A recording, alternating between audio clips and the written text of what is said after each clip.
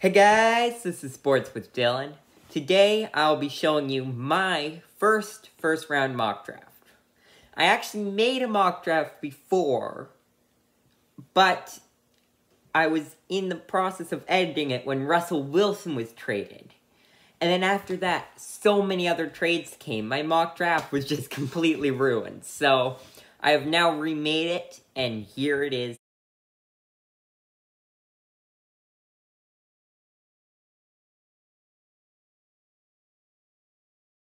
The Jaguars addressed their offensive line needs in free agency, but they had to release Myles Jack, which leaves a hole on the defense. You've got Josh Allen, but aside from that, you don't have any major playmakers. That will all change with the selection of Aiden Hutchinson. I really don't care what people say about his lack of motivation and all that stuff. He's a good player, and that's all that counts. So, I still think he's worth a number 2 overall selection. J.J. Watt was amazing. Like, absolutely amazing. I would argue the best defensive player of the 21st century. And he did all that with the Houston Texans. Maybe they can try that again and get another huge playmaker, but this time they can actually win a Super Bowl with them. The Jets started to address their secondary in free agency, but they could still use a bit more. And Ahmad Gardner is the perfect fit. DJ Reed, Ahmad Gardner lining up on cornerback. Then you've also got Bryce Hall. That's a pretty good secondary. The Giants' offensive line is absolute trash. Like, just absolutely terrible. Andrew Thomas looked actually pretty good last year. But aside from that, everyone else sucks. But that can change with the selection of Evan Neal. Andrew Thomas at left tackle, Evan Neal at right tackle, that's just a dream come true. Unlike many, I still view Matt Corral as the best quarterback in this draft.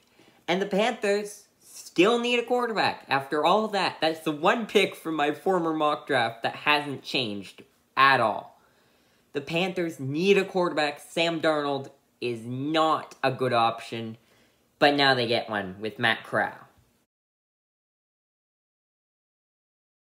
Azeez Ojulari looked great in his rookie season. But you're still lacking more playmakers like him.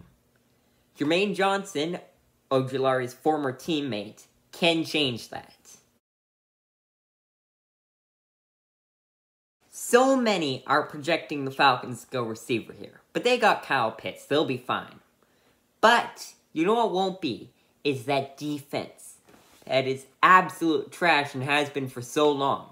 This is a defensive draft, so this is the year the Falcons can finally start to fix it. I know, it's crazy, but I think Seattle would be wise to stick with Drew Lock for 1 year. Just see what he can do, and see if they can get the number 1 overall pick. In the meantime, they could use a revamp on that offensive line, starting with Ikem Ekwonu, who can basically play every position. They addressed the secondary with their first pick, so now they can go and address the defensive line. Imagine this, Quinnen Williams, Carl Lawson, and now Jordan Davis. As long as Robert Saleh can actually coach them, then they're going to be amazing. They want Carson Wentz to prove himself. Then they gotta give him another quality receiver to line up next to Terry McLaurin. And that he will get with Garrett Wilson. Kyle Hamilton falls here because of his lack of speed at the Combine and at his Pro Day. But the Vikings gladly take up the chance here to find the succession to Harrison Smith. know some will think I'm crazy, but I project the Texans to go all defense in the first round. And they could use a playmaker on the secondary, especially given that Justin Reid left in free agency. For the third straight year, the Ravens used one of their first-round picks on defense. Because they kind of could use it. Where was the old Ravens defense this year? We get the secondary was all injured, but the normal defense, aside from Derek Wolfe, they were still all playing, but they're aging so much. They could use another young playmaker to pair with Patrick Queen and Odafe Oweh. The Eagles could use someone like McDuffie on their secondary. He can play safety and cornerback. It'd be a dream come true for him to fall to the Eagles, like he does in this mock draft. The Saints have Michael Thomas, who's amazing when healthy. But they could use another playmaker, especially when he's not healthy. Chris Olave can do it all. The Chargers addressed their needs in free agency. Like every single thing they could possibly need. So this is kind of a luxury pick for them. They did have to release Brian Beluga due to salary cap purposes. So this would be perfect. Another young star to pair with Rashawn Slater on that offensive line. Just, again, dream come true for the Chargers. It has been a long time, I mean a absolutely very long time, since the Eagles have drafted a linebacker. But they kind of need one. And that defense, McDuffie and Lloyd, amongst others, that would be so fun to watch. Losing Teron Armstead in free agency hurts. And they do not want the same thing to happen to Jameis Winston as last year. So, they draft Tyler Linderbaum, who would be perfect on that offensive line. The Steelers' offensive line kinda sucks. Trevor Penning can easily change that. Losing J.C. Jackson in free agency hurts a lot. And Malcolm Butler is not a valid replacement. I mean, not even close. He retired for a reason. But Kaiir Elam could be the next J.C. Jackson, the next ball-hawking cornerback for the Patriots. What can I say? The Packers traded Davante Adams, and I will make a video about how bad the Packers are if they do not use one of their first-round picks this year on a receiver. Budda Baker is a start, but they could still use another playmaker on that secondary, especially when you have Cooper Kupp, Allen Robinson, Deebo Samuel, Brandon Ayuk, Tyler Lockett, and DK Metcalf in your division. Zach Martin and Tyron Smith are aging, and they had to release La'el Collins due to salary cap saving purposes. So they need a couple young studs on that offensive line to revamp it. Kenyon Green is a really good start. Plus, you know what I say, everyone with the last name Green is really great.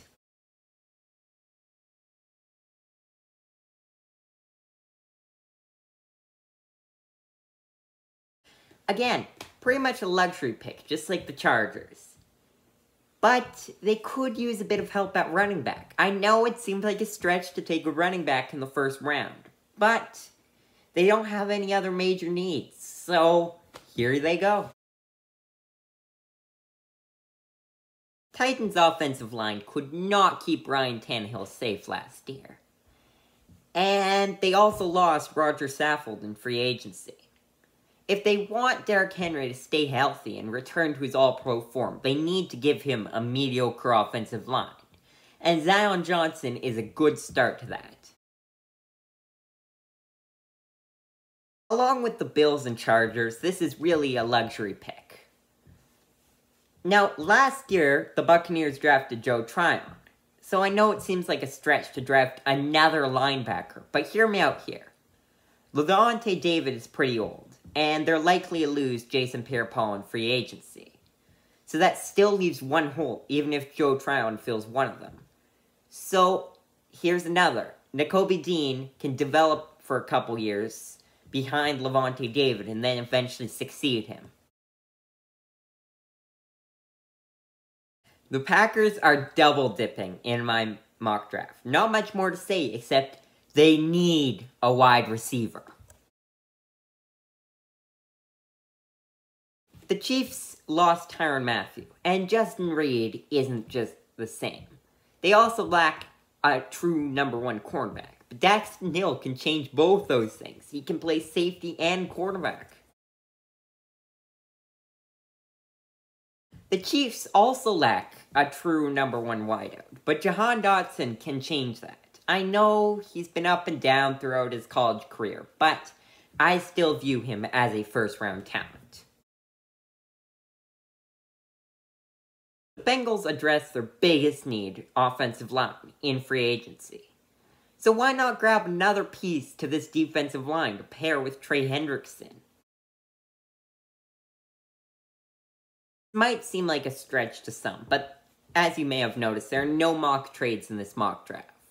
It's not that I don't think there will be some, but I just didn't feel like deciding who will trade for who. So, it seems like a stretch, but why not go all in on the defense? I mean, Kayvon Thibodeaux and DeMarvin Leal? That's gotta be pretty good. So, thanks for watching. I hope you liked my mock draft. You probably didn't agree with it. I never agree with the mock drafts I see. But, hopefully at least you enjoyed it. Thanks for watching.